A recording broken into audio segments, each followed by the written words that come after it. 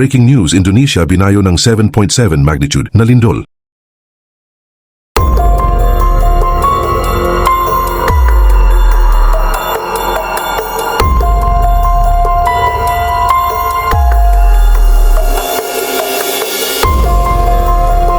Isang malakas na magnitude 7.7 na lindol ang tumama sa karagatan sa hilagang coast ng Flores Island sa eastern Indonesia madaling araw ng Sabado, bandang early morning, na nagpadala ng malalakas na pagyanig sa buong rehiyon at nag-udyok sa mga otoridad na maglabas ng tsunami warnings para sa milyon-milyong residente na nakatira sa mga coast.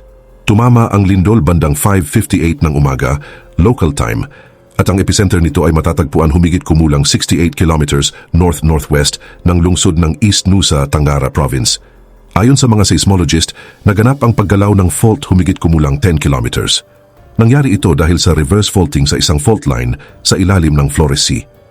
Ang mga mababaw pero malalakas na lindol ay kadalasang nagdudulot ng napakalakas na pagyanig sa ibabaw ng lupa at hindi naging exception ang lindol na ito. Tara at ating silipin ang mga kaganapan ngayon sa Indonesia matapos itong yanigin ng magnitude 7.7 na lindol. Pero bago ko simulan, ay hihingi lang sana ako ng isang like at subscribe. Malaking tulong na ito sa aming mga content creator. Salamat po. Mahigit 500,000 katao sa Forest Island pa lamang ang pinaniniwala ang nakaranas ng napakalakas na pagyanig. Habang may ilang estimates na nagsasabing aabot sa 1.5 million katao ang nakaramdam ng malakas hanggang matinding pagyanig sa mas malawak na rehiyon. Milyon-milyon pa ang nakaranas ng katamtamang pagyanig sa buong Eastern Indonesia.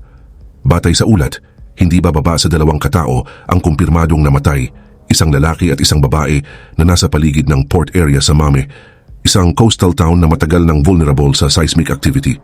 Nagbabala ang mga otoridad na pwedeng tumaas pa ang bilang ng mga nasugatan habang nagpapatuloy ang damage assessment sa mga remote coastal communities na mas mahirap puntahan.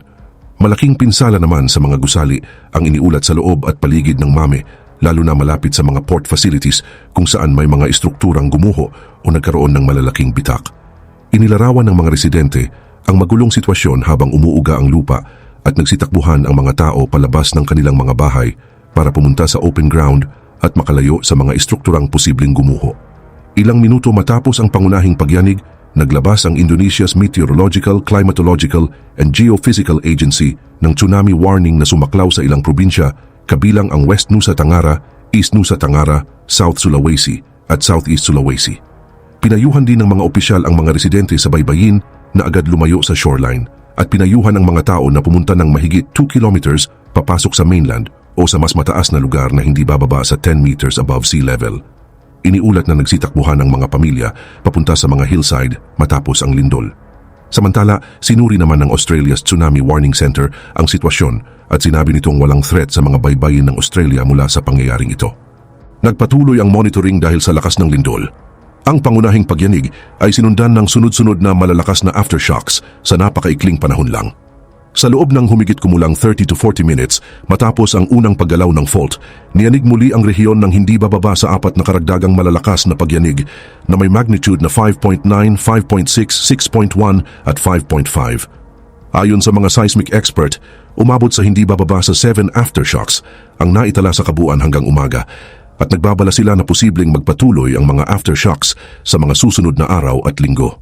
Nagbabala rin ang mga geological agency tungkol sa mas mataas na risk ng landslides sa mga mabundok at volcanic na lugar ng Flores at mga kalapit na isla dahil sa tindi ng pagyanig kasabay ng matatarik na lugar sa rehiyon. Ang karagdagang panganib na ito ay maaaring magpahirap sa rescue efforts at sa mas matagal na recovery. Lalo na kung mabara o maging unstable ang mga kalsada. Hindi ito ang unang pagkakataon na nakaranas ang rehiyon ng seismic disaster na ganito kalakas. Noong December 1992, isang magnitude 7.8 na lindol ang tumama sa halos parehong lugar. Mahigit 60 kilometers lamang mula sa epicenter ng lindol noong Sabado. Ang naunang lindol na iyon ay nagdulot ng isang mapaminsalang tsunami na kumitil sa buhay ng mahigit 2,500 katao at sumira ng tens of thousands of homes sa buong Flores. Dahil dito, naging isa ito sa mga pinakanakamamatay na natural disasters sa modernong kasaysayan ng rehiyon. Malaking epekto ng kasaysayang iyon sa mga opisyal at residente habang inilalabas ang mga warning noong Sabado ng umaga. Naging limitado naman ang communication sa ilang remote island communities noong mga unang oras, kaya naging mas mahirap makakuha ng kumpletong impormasyon tungkol sa mga nasawi at pinsala sa mga gusali. Patuloy namang sinusubaybayan ng mga otoridad ang pagbabago sa sea level sa mga baybayin habang hinihikayat ang mga residente na huwag munang bumalik sa mga low-lying areas hanggang makumpirma ng mga opisyal na ligtas na. Inalerto rin ang mga ospital sa rehiyon para tumanggap ng mga residenteng maaaring nasugatan at inihahanda ang mga shelters para sa mga pamilyang inilikas. Batay sa pinakabagong reports, patuloy pa ring nagbabago ang sitwasyon habang nagpapatuloy ang damage assessments, pagbibilang sa mga nasawi at monitoring sa mga aftershocks. Pinapayuhan ang mga residente sa buong Flores at mga kalapit na probinsya na manatiling alerto at maging handa sa posibilidad ng mas malalakas pang aftershocks sa mga susunod na araw.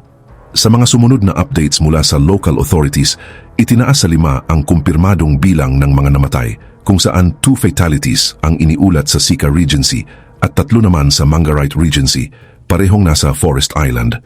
Kinumpirma ni Regional Governor Emmanuel Melquiades Lalina ang mga bilang sa isang press briefing at sinabi niyang ilang buildings at homes ang napinsala at may ilang kalsada na naputol o nabara dahil sa landslides na dulot ng pagyanig.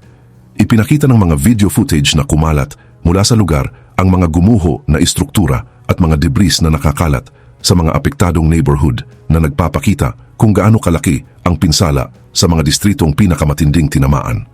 Kalaunan ay inalis ng Indonesia's Meteorology, Climatology and Geophysics Agency ang tsunami warning matapos makumpirma ng monitoring stations na walang malaking pagbabago sa sea level na maaring magdulot ng panganib sa mga coastal communities.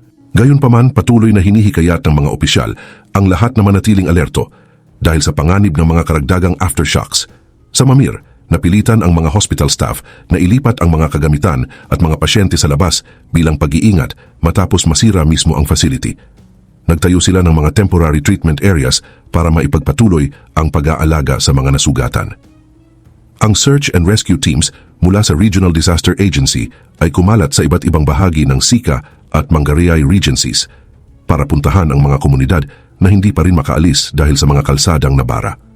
Habang ang mga otoridad sa popular tourist hub ng Lewan Bacho ay naglabas ng mga particular na advisories na humihikayat sa mga bisita, kabilang ang ilang foreign tourists, na manatiling alerto at sundin ang evacuation guidance hanggang tuluyang maging stable ang sitwasyon.